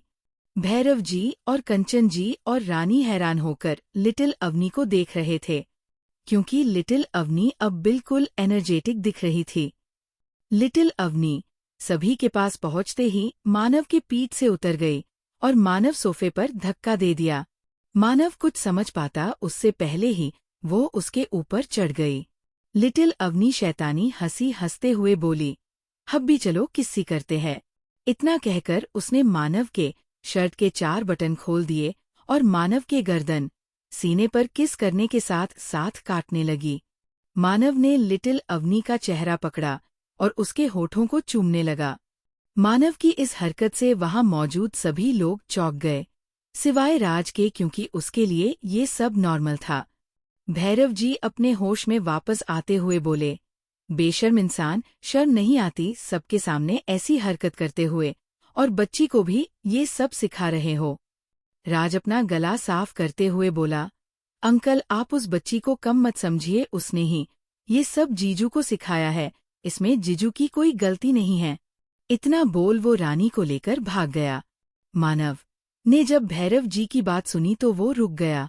उसने भैरव जी से कहा, बेहतर होगा अपने काम से मतलब रखे आप और मुझे डिस्टर्ब न करे। इतना बोल मानव फिर से लिटिल अवनी को किस करने लगा। CH 137 बेशर्म मानव 10 मिनट बीत चुके थे। भैरव जी अभी भी लगातार मानव को घूर रहे थे, जो लिटिल अवनी को बेशर्म की तरफ उनके सामने ही किस कर रहा था। अंकल क्या आपको भी कुछ चाहिए? तो मुझे इसके आगे ध्रुव कुछ नहीं बोल पाया, क्योंकि मानव और लिटिल अवनी को ऐसे खुले आम किस करते देख उसके आगे के शब्द गले में ही अटक गए। वह अपनी आंखें बड़ी बड़ी करके मानव और लिटिल अवनी को किस करते हुए ही घूर रहा था। जब मानव को किसी की तपिश खुद पर महसूस हुई तो उसने लिटिल अवनी को किस करना छोड़ के उसने भैरव जी और ध्रुव को देखा, जो उसे ही घूर रहे थे। मानव थोड़ा नाराजगी से बोला, आप सबको शर्म नहीं आती हमें किस करते हुए देखकर? और ध्रुव क्या तुम्हें पता है तुम्हारी होने वाली बीवी इस वक्त कहाँ है? बेहतर होगा अगर तुम हमारे बजाय उस पर ध्यान दो, वरना क्या पता कल वह तुम्हारे बच्चों की माँ बनने के बजाय तुम उसके बच्चों के मामा बन जाओ। ध्रुव ने कंफ्यूज होकर पूछा, मतलब क्या है तुम्हारा? बोलो। मानव डेविल स्माइल करके बोला, यही कि तुम्हारी होने वाली बीवी इस वक्त कहाँ है। ध्रुव। मानव को पता था रानी को राज अपने साथ लेकर गया है।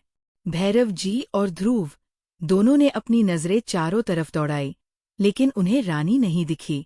मानव ने इरिटेट होकर इस बार थोड़े गुस्से से कहा, अब आप दोनों ये से जा रहे हैं या पूरी पिक्चर देख कर ही जाएंगे बेशर्म की तरह? मानव की बेशर्मी भरी बातें सुनकर भैरव जी और ध्रुव के कान शर्म के कारण लाल पड़ गए। भैरव जी ने खुद के गुस्से को काबू किया और मानव को घूरते हुए कहा, बेशर्म हम दोनों नहीं तुम हो, और शर्म भी तुम्हें आनी चाहिए। इतनी छोटी लड़की के साथ ये सब कर रहे हो। मानव ने भी उसी टोन में जवाब दिया, हाँ तो बीवी है मेरी, 7 फेरे लिए है मैंने, ऐसे ही थोड़ी न कुछ भी कर रहा हूँ। भैरव जी चीर कर बोले, हाँ तो यहाँ सबके सामने क्यों कर रहे हो? रूम में जाकर भी तो किस कर सकते हो न? मानव अपनी तिरछी नजरों से भैरव जी को देखकर बोला, हाँ तो शादी भी तो सबके सामने की था, तो इसमें क्या प्रॉब्लम है?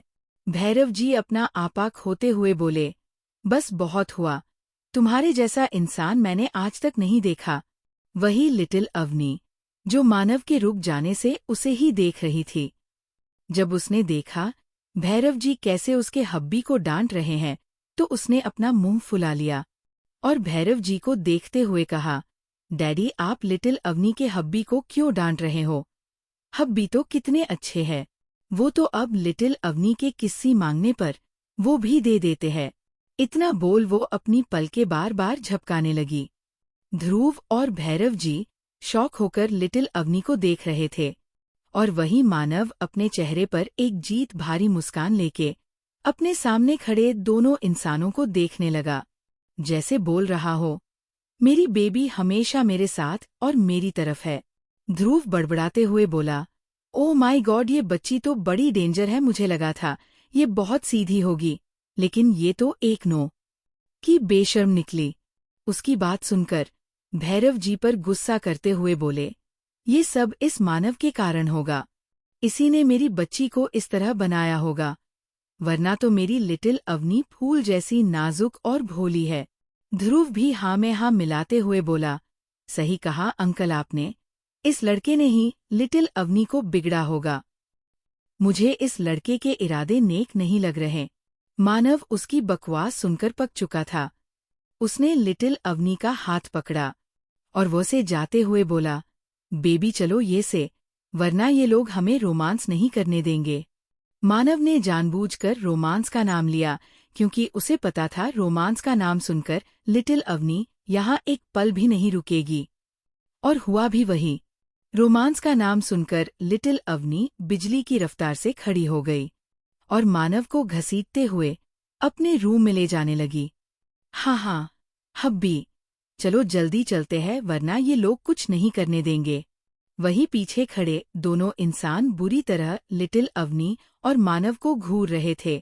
उन्हें मानव पर बहुत गुस्सा आ रहा था। रूम में पहुंचते कैर मानव ने लिटिल अवनी को बेड पर बैठा दिया और खुद वॉशरूम चला गया।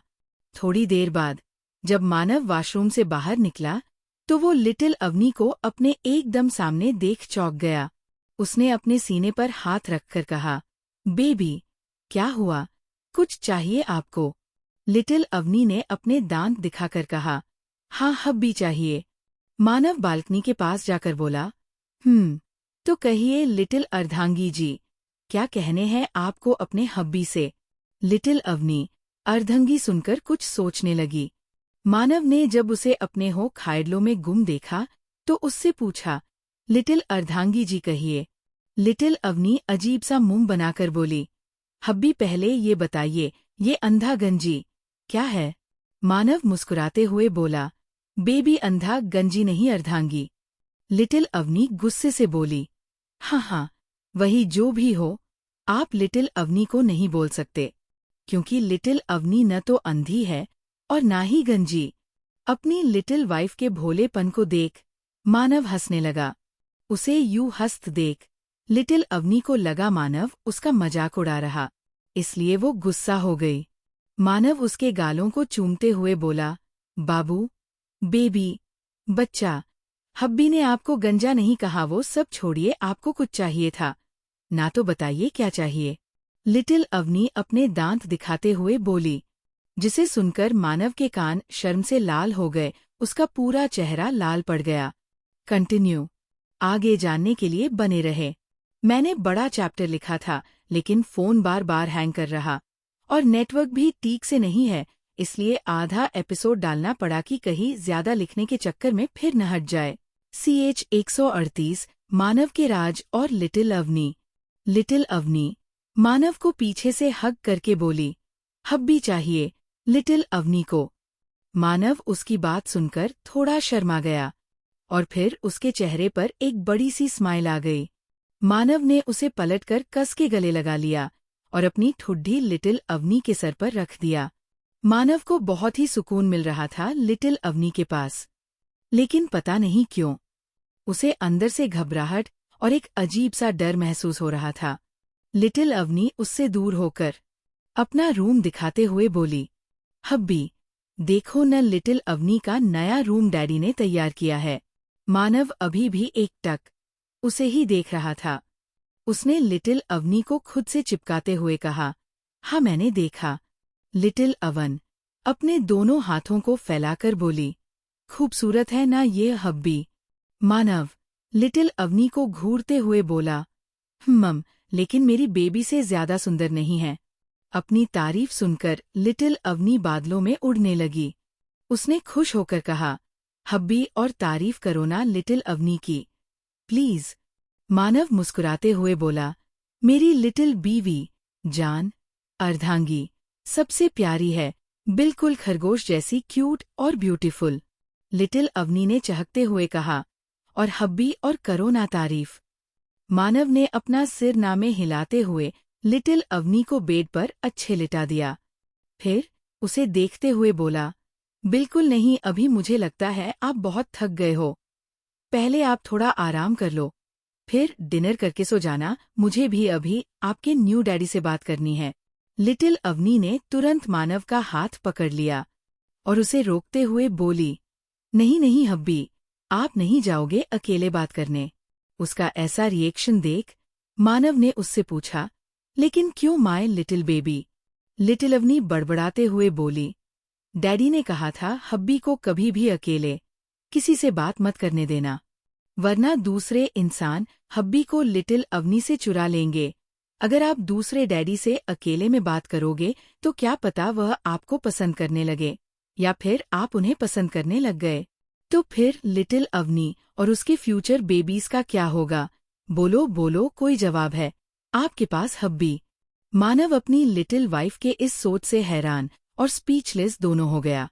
तभी एक बार फिर लिटिल अवनी की आवाज उसके कानों में पड़ी। लिटिल अवनी ने कहा, प्यारे हब्बी, आप नहीं जाओगे? चलो ना चलो, हम फिर से रोमांस करते हैं। इतना बोल लिटिल अवनी मानव को अपनी चमकती आंखों से देखने लगी। मानव उसकी बात सुनकर हल्का मुस्कुरा दिया। उसने लिटिल अवनी के हाथों को सहलाते हुए कहा, बिल्कुल नहीं, अभी थोड़ी देर पहले ही तो हमने किस किया था, अब नहीं। लिटिल अवनी मुंह फुलाकर बोली, हब्बी। मानव ने उसे आंखें दिखाई तो लिटिल अवनी ने अपना सर नीचे कर लिया। कुछ वक्त बाद मानव को लगा लिटिल अवनी सो गई।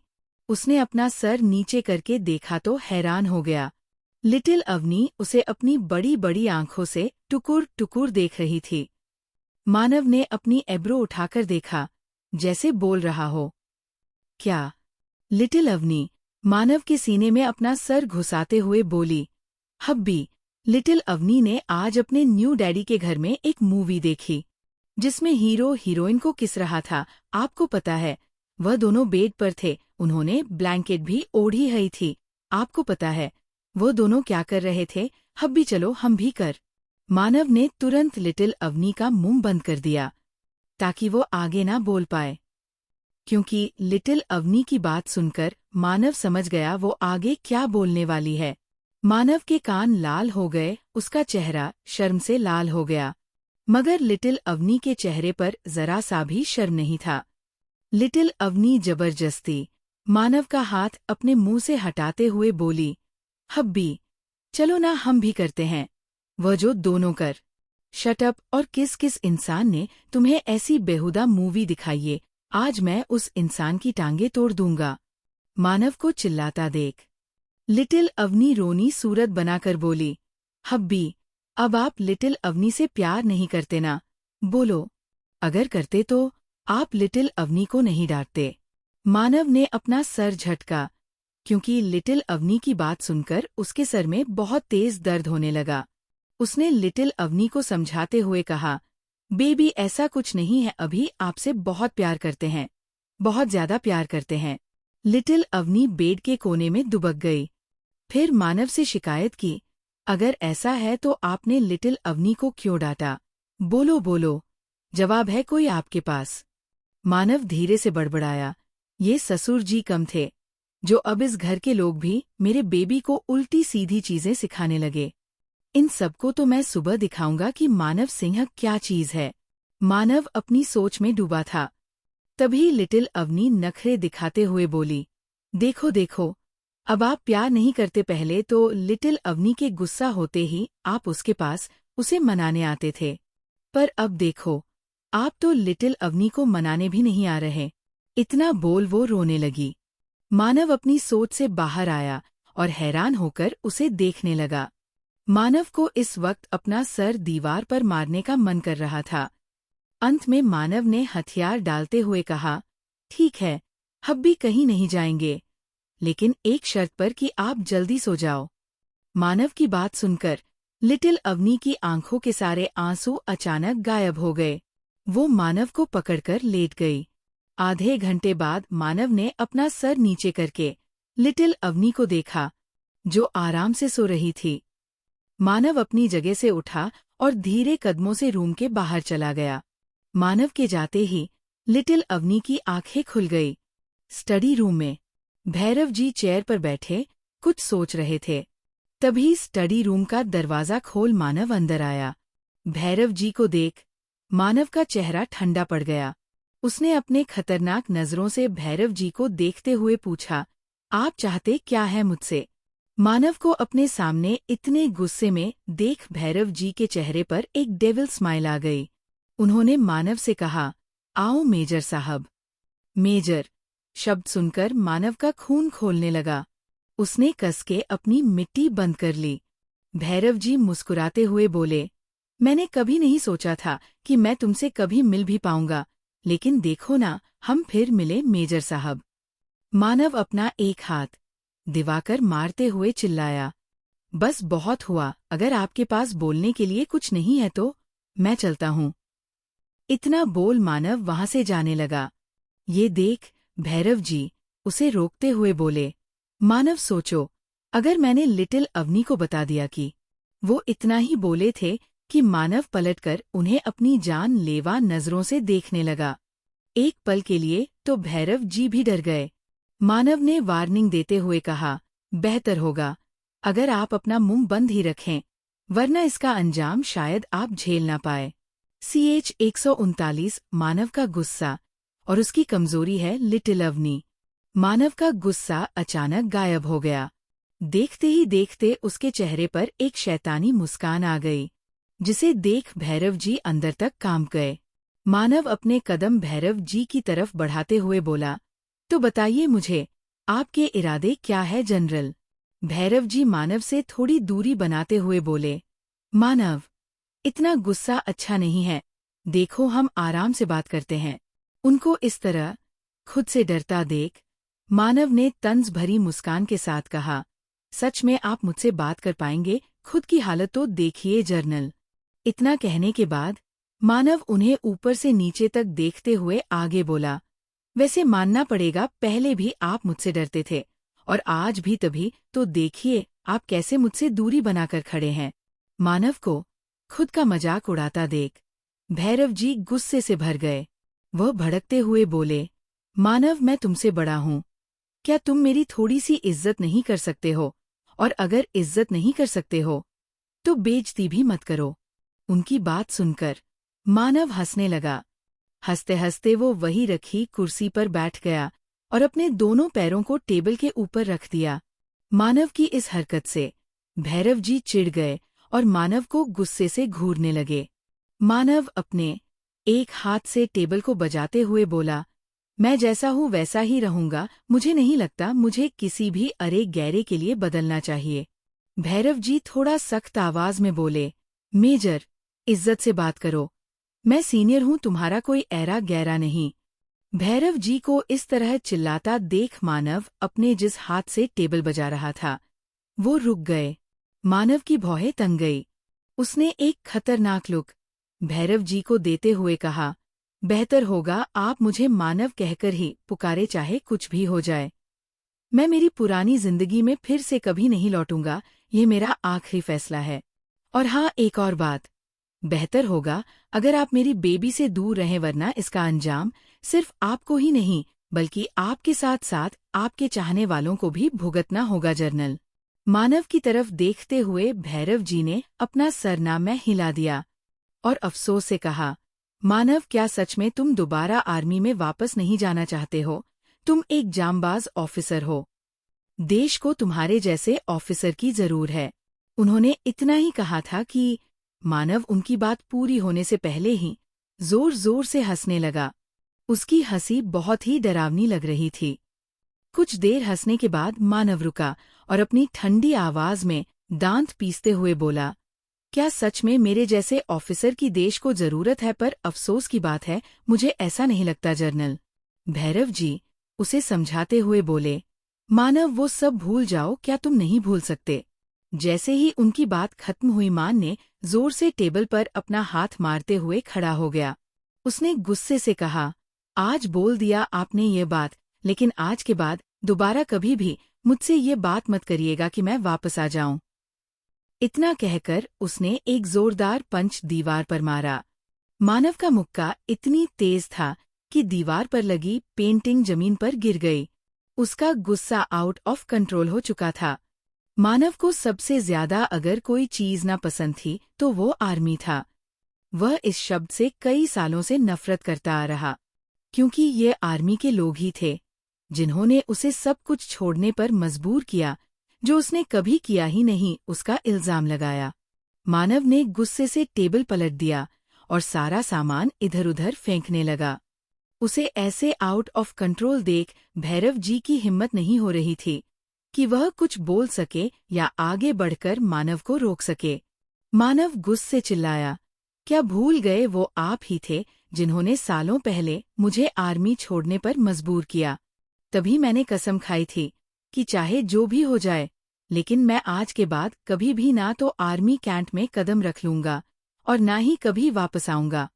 डर से कांपते हुए भैरव जी कमरे के कोने में दुबक गए और हक लाते हुए मानव से बोले, हाँ, मैं समझ गया मानव, पर प्लीज मुझसे दूर रहो।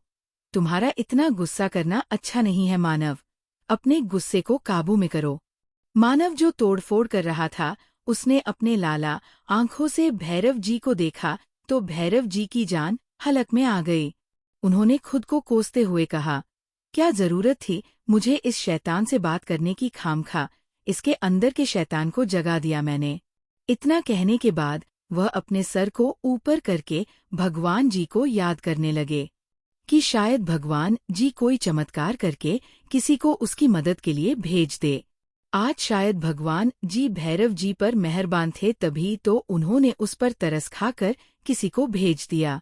मानव गुस्से से भैरव जी तरफ बढ़ने लगा, तभी दो छोटे छोटे नन्हे हाथों ने उसे पीछे से गले लगा लिया।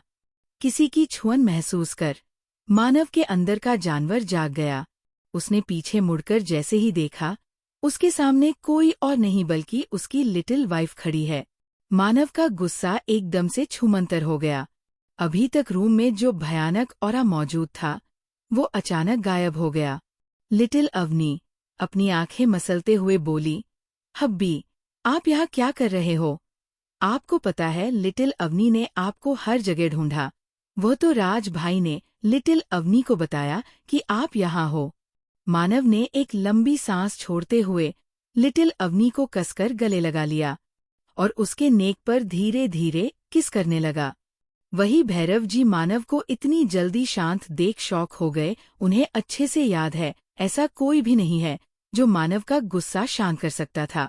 जब उसे गुस्सा आता था, वो हमेशा 3-4 लोगों की हड्डियां जब तक नहीं तोड़ता था, तब तक उसका गुस्सा शांत नहीं होता था।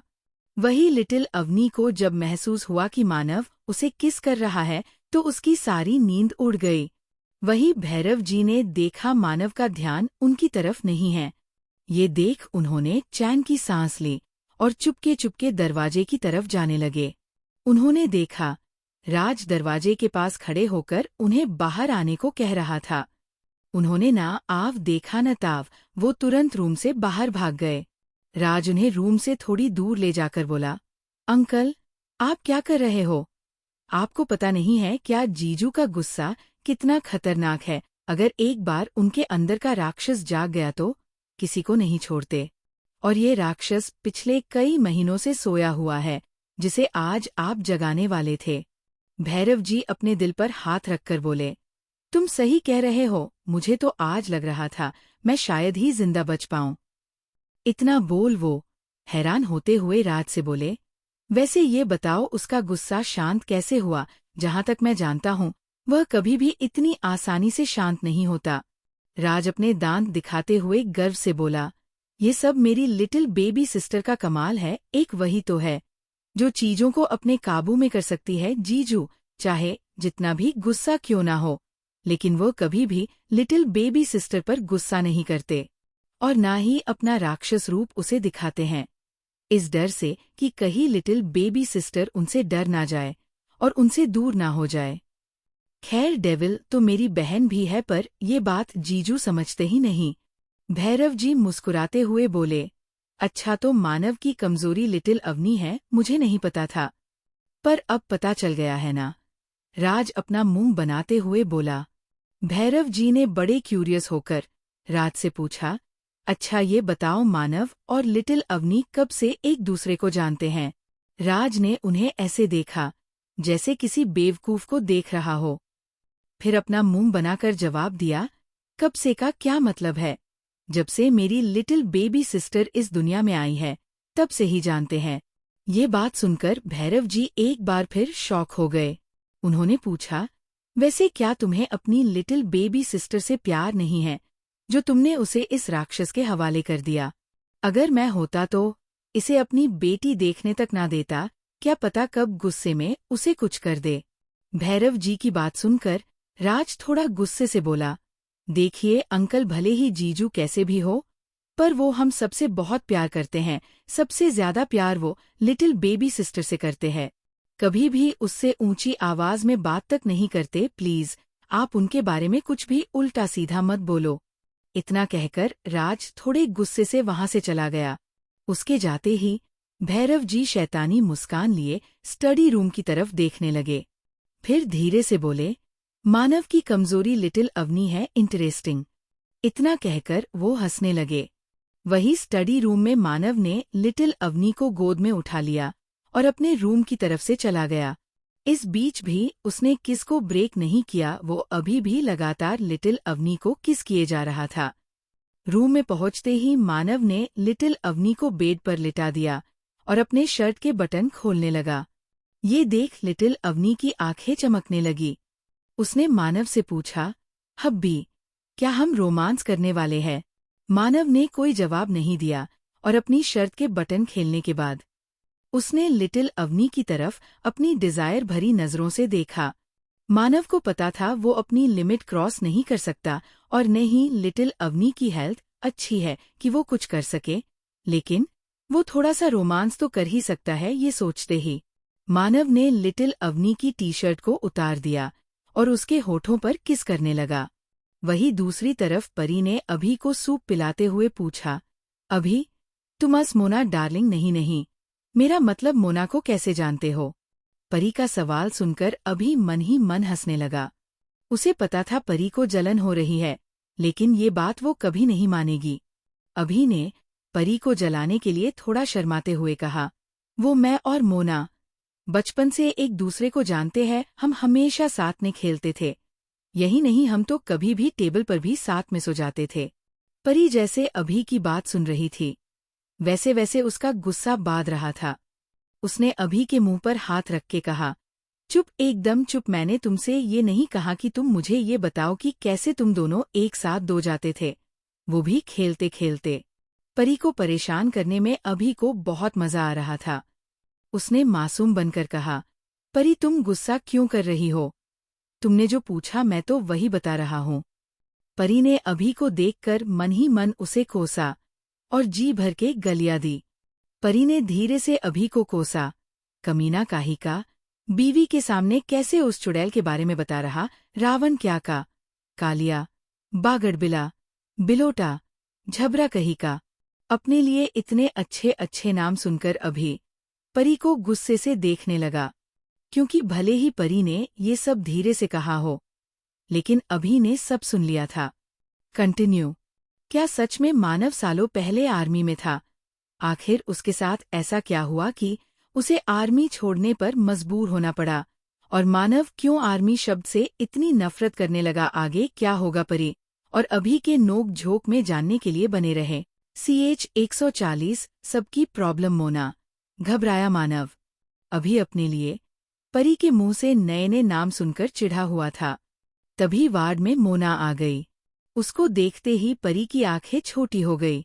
उसने दांत पीसते हुए धीरे से कहा, आ गई अभी बाबू की मोना डार्लिंग, चुड़ैल कहीं की हूँ है। मोना मुस्कुराते हुए अभी के पास गई और फिर उसका हाथ पकड़कर बोली, अभी डार्लिंग तुम जल्दी से ठीक हो जाओ, फिर हम सब पिकनिक पर चलेंगे। इतना कहने के बाद वह अभी से बातें करने लगी और बीच बीच में हंसने लगी। परी उसे ऐसे हंसते देख चिढ़ते हुए बोली, ये मोना डार्लिंग कितना दांत दिखाकर हंस रही है। भगवान करे इसके सारे के सारे दांत टूट जाए और जमीन पर गिर जाए। वही अभी ने उसकी बात सुन ली थी।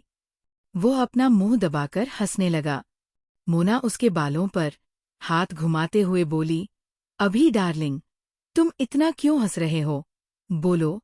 अभी अपनी हंसी को कंट्रोल करते हुए बोला, नहीं कुछ भी नहीं, वो तो बस ऐसे ही।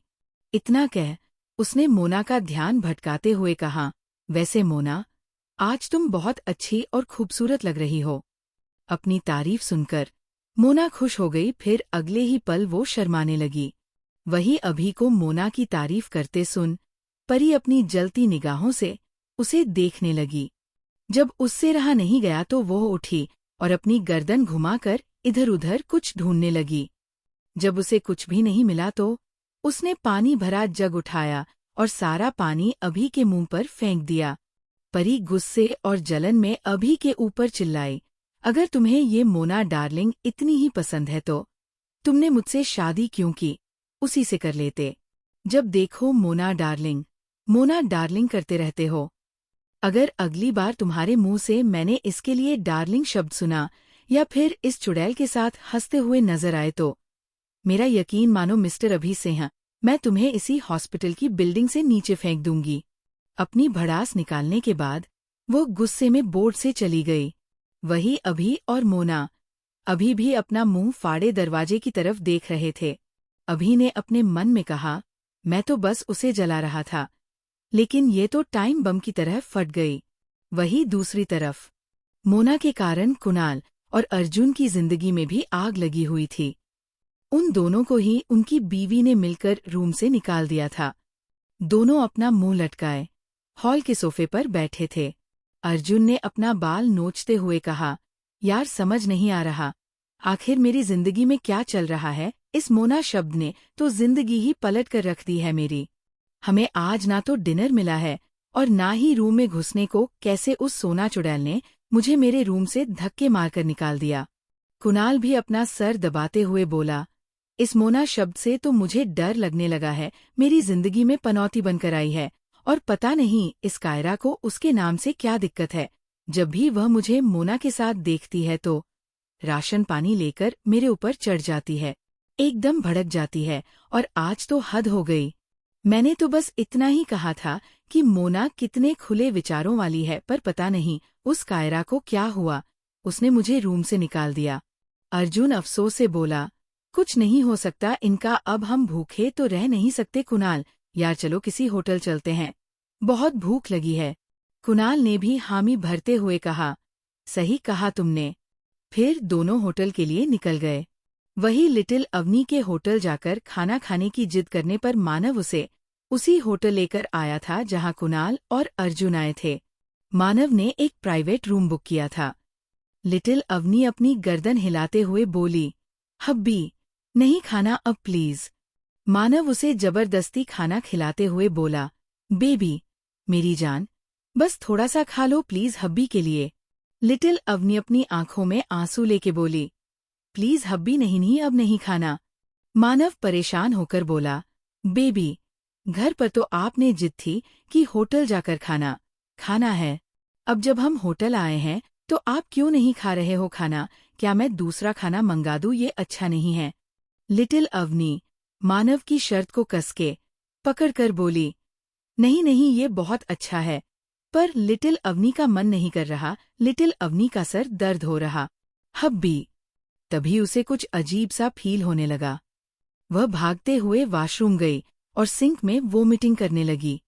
मानव घबराते हुए उसके पीछे भागते हुए गया। जब उसने देखा लिटिल अवनी वोमिटिंग कर रही है तो घबराहट के कारण उसके हाथ कांपने लगे। उसने लिटिल अवनी की पीठ सहलाते हुए घबराती हुई आवाज में पूछा, बेबी क्या हुआ, आप ठीक तो? अभी उसने इतना ही कहा था कि अचानक उसकी आवाज उसके गले में ही अटक गई और अपनी आंखें बड़ी करके सामने देखने लगा, क्योंकि लिटिल अवनी को खून की उल्टी हो रही थी। मानव एकदम से पैनिक करने लगा। उसने घबराते हुए कहा, ये क्या है, हम अभी हॉस्पिटल चल रहे हैं। इतना कहकर उसने लिटिल अवनी को मुंह साफ किया और उसे रूम से बाहर ले जाने लगा। अभी वह 2 कदम ही चला था कि लिटिल अवनी अचानक बेहोश हो गई। ये देख मानव डर गया। उसने लिटिल अवनी को गोद में उठाया और भागते हुए होटल के बाहर निकल गया। अर्जुन और कुणाल जो होटल के अंदर जा ही रहे थे, उन्होंने मानव को देख लिया था। मानव को इतना परेशान देख वो लोग भी उसके पीछे चले गए। आधे घंटे बाद मानव घबराते हुए वार्ड के बाहर खड़े होकर चक्कर लगा रहा था। कुणाल और अर्जुन मानव को दिलासा दे रहे थे। तभी बोर्ड का दरवाजा खुला और डॉक्टर परेशान होकर बाहर निकले। उन्हें देखते ही मानव ने जल्दी से पूछा, डॉक्टर देसाई, मेरी लिटिल अवनी कैसी है? डॉक्टर देसाई ने पहले मानव को देखा, फिर अर्जुन और कुणाल को। उन्होंने दोबारा मानव को देखते हुए कहा, मानव, मैंने तुमसे पहले भी कहा था, लिटिल अवनी के साथ ऐसा होना नॉर्मल है, क्योंकि वह कोई नॉर्मल इंसान नहीं है। उसके शरीर में तरह तरह के ड्रग्स है जो उसे काफी वक्त तक दिया गया था। ये सब उसके साइड इफेक्ट्स है। मैं बस इतना कह सकता हूँ, उसका अच्छे ध्यान रखो, नहीं तो क्या पता उसकी जान भी जा सकती। उन्होंने इतना ही कहा था कि मानव ने गुस्से में उनका कॉलर पकड़ लिया। वो गुस्से से चिल्लाया, शट अप! अगर आपने एक और शब्द कहा तो मैं आपको जान से मार दूंगा। उसका गुस्सा देख सब डर गए। कंटिन्यू। आखिर क्या मोड़ लेने वाली है मानव की जिंदगी, जानने के लिए बने रहें। आज का एपिसोड यही खत्म होता है। आप लोग बताएं कैसा लगा स्टोरी, कमेंट में बताएं और बताएं कौन सी स्टोरी सुनना है।